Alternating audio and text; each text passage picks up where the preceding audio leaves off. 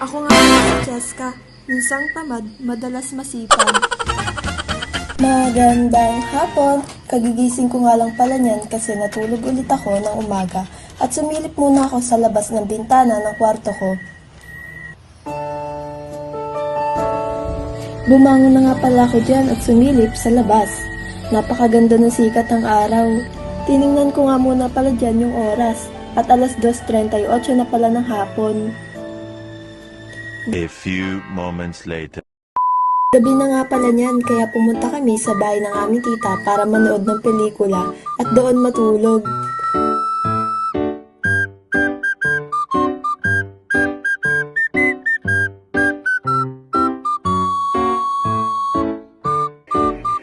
Nag-tiktok nga pala muna kami dyan ng mga pinsan ko.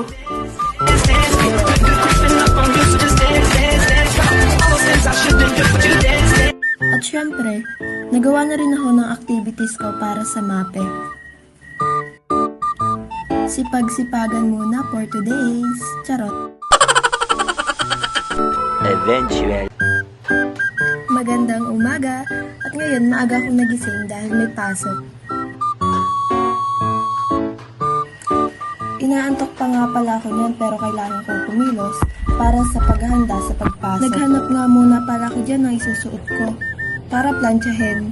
At yan, nakahanap na ako ng isusuot.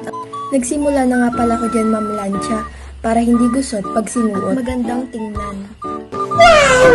Lumabas na nga pala ako dyan at tulog pa rin ang kapatid ko. At yan, nanalamin na naman siya bago maligo. Wow naman! Wow! Patungo na nga pala ako dyan sa CR namin para maligo at dala-dala ko na rin yung mga isusuot ko. Kakatapos ko nga lang pala dyan maligo at ako'y mag-aayos na. At yan, nagtimpla na nga muna pala ako dyan ng champion para inumin. At yan, pagkatapos ko na nga palang timplahin yung aking inumin, nilagyan ko ito ng chia seed dahil may benefits ito.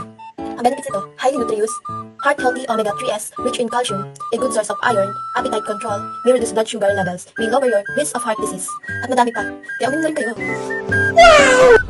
1 1/2 nga lang pala ng tablespoon ng chia seed ang ilalagay niyo dyan.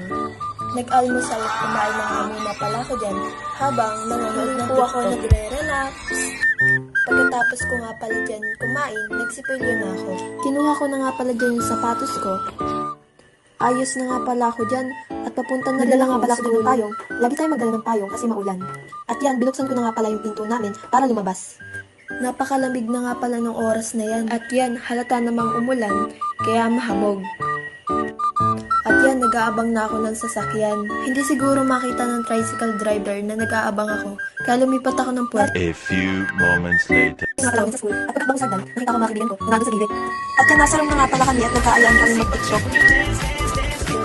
Kasama ko na nga pala dyan si Carlos, si Donita, si Andrea, si Jessa at si Angelo. At yan, hinihintay na nga lang pala namin ang aming advisor na umakyat sa room. Oras na nga pala niya ng break time, kaya papunta na kami sa kantin. Pero madami pang tao, kaya pumunta muna kami sa CR. Kasama ko nga pala dyan yung mga kaibigan ko. At nung papunta na kami sa CR, biglang bumuwas ang malakas na ulan. Ang sasaya pa nila kahit nabasa. At yan, nakabili na nga pala kami ng aming pang-break time.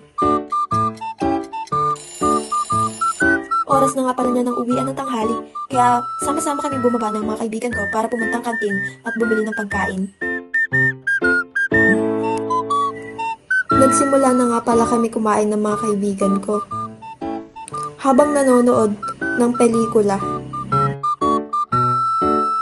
nagkaayaan nga pala kaming lumabas para bumili ng pagkain. Ang sikat na nga rin pala ng araw niyan pagkatapos umulan. Naglakad na nga pala kami niyan at bumili. Nakabalik na nga pala kami niyan sa aming silid-aralan. 3 hours later.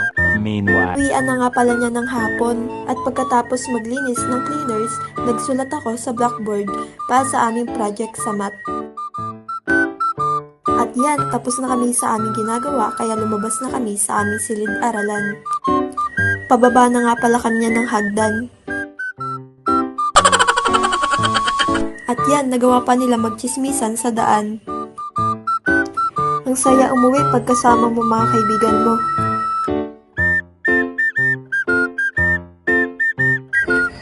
At yan, hindi ko alam kung bakit tulala kami niyan habang naglalakad.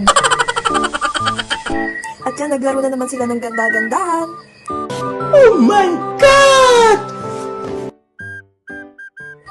At yan, nahuli nga pala kami at nauna yung dalawa. Nag-outfit check nga muna pala dyan si Jessa. Wow naman! Wow! Nahuli nga pala kami dyan maglakad kasi may pinag-uusapan pa kami. Pasakay na rin kami ng sasakyan para umuwi. May nakita nga pala akong paru-paro dyan.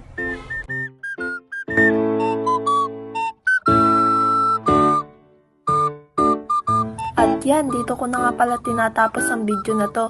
Bye-bye!